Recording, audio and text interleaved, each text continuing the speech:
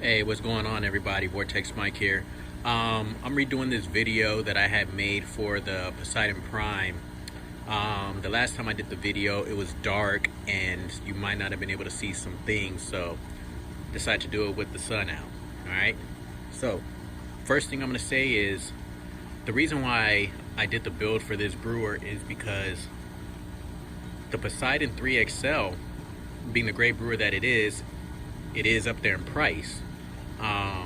And there's really no way around that for me on the Poseidon 3XL due to the components needed to make the build. With that being said, I decided to change the configuration of the brewer just to show you that you can still have the same amount of power at a cheaper cost. So this is a Poseidon Prime, and this brewer is a $900 brewer compared to the $1,600 Poseidon 3XL. Okay, now you lose any power with this brewer. We're gonna look at the pump in a second just so you can see the reason why this brewer is a different configuration is because it cuts down on the cost that it takes me to build the brewers, and at the same time it gives you the same amount of power. And there is a new addition to this brewer that the Poseidon 3XL did not have, and that is, if you ever watched my video with the Poseidon 4, you would have noticed that it had a air manifold that comes up over the top of the tank. That way you didn't need a check valve for your pump, and I incorporated that design into this brewer. So as we look here, let's just go over some of the characteristics of this brewer. You still have your large green leaf valve, which is, equivalent to a banjo valve. But on this one, you have a spigot here that is 1.25 inches. So you can put a 3-gallon bucket underneath that, and you can go on and just empty a whole, fill that bucket up in a matter of seconds. As you can see here, I don't have a Quattro Halo air manifold on this one. I have simply the single pipe that goes down into the bottom portion of the air manifold that we're going to look at in just a second. So if we come on around, and you also still here have the ability to pull those 2 pins and pull that entire chuck assembly off, so you can drain the system even faster if you really wanted to. So as coming along the side here, we have the air manifold in the back. And also on this one that the Poseidon 3XL did not have, it has a connection here where you can easily just connect your water hose into there, so you don't have to, and fill up your tank, so you don't have to worry about opening this up, sticking it down in there and it flying out, or you having to hold it down and all this other stuff. You can simply just put it here, connect it, turn it on. When you're done, you just turn off the water fountain, you turn off your water source, and you just disconnect that, and you'll be done with that portion. So here you see the air manifold, and as you see, it comes up over the top of the tank, which requires that you don't, well, not requires, it ensures that you do not need a check valve for your pump, or you do not have to sit your pump up high over your tank worrying about water coming down, getting into your pump and damaging your expensive pump. Also here, the entire air manifold is clipped onto the bar, so you could actually remove this entire thing if you wanted to. And this bar here, which is a holder for your cleaning board.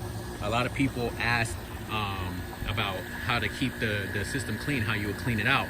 Now this thing here, sorry about that, that was my finger. This thing here, you're able to simply take off, okay?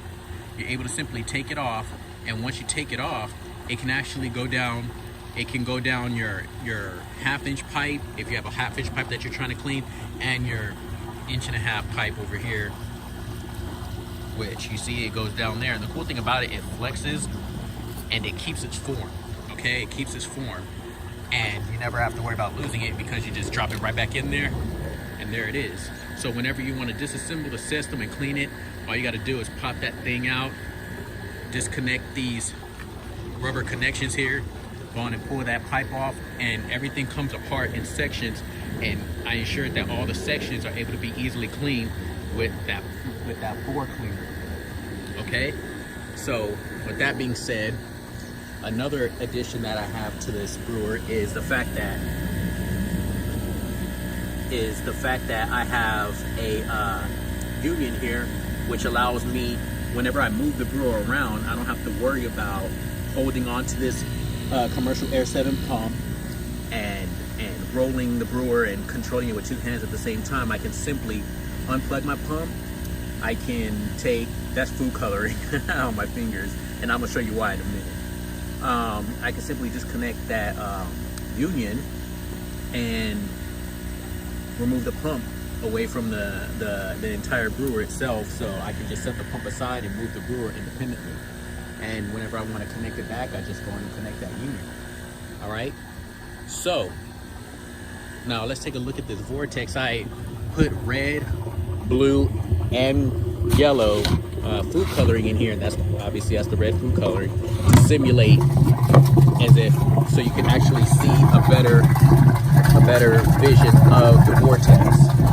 So there's the Vortex there, all right, and it's a better contrast. That's all that I use the coloring for. So that being said, that's that. And you're still getting, I personally believe, due to the physics of the whole thing, I believe you're actually getting more power due to the fact that, you know, when you actually look at it, and this pump puts out 220 liters of air per minute.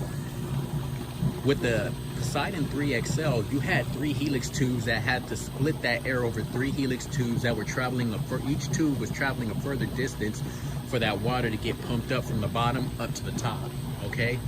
So you don't have to worry about that, because this is actually a shorter pipe, which means it's traveling a shorter amount of distance, which is giving you more power, is giving you that water is returning in, and it's returning in at a higher velocity, and is giving that Vortex a little bit more oomph.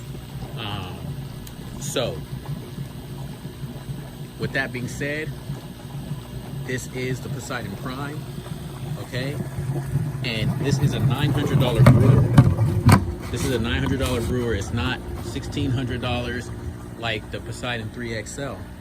So this is on the more affordable side, and that growing season's coming up. So, you know, just if you're looking to get in contact with me to buy this brewer, just shoot me a message, or just leave a comment on this video, and I will go on and address it at that time. All the brewers that I build, they are built on demand. So whenever you want to purchase one, I don't buy the parts, I don't make the brewers and then stockpile a bunch of inventory for these brewers. So, you know, the brewers are basically made once the payment is received for the brewers, and that's just how that is. And some people might want a little bit of modification on their brewer that if it's something that can be modified, I can go on and do that for them, a little customization. I can get this tank also in black, so if you want one instead of white, you want one black, we can do that. And yeah, and I'm gonna open this valve real quick just so you can see how much volume of liquid flows out.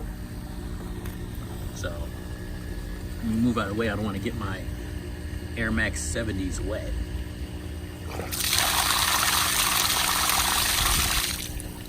So you see how much liquid's coming out of there at a time, and that's coming out of an 1.25 inch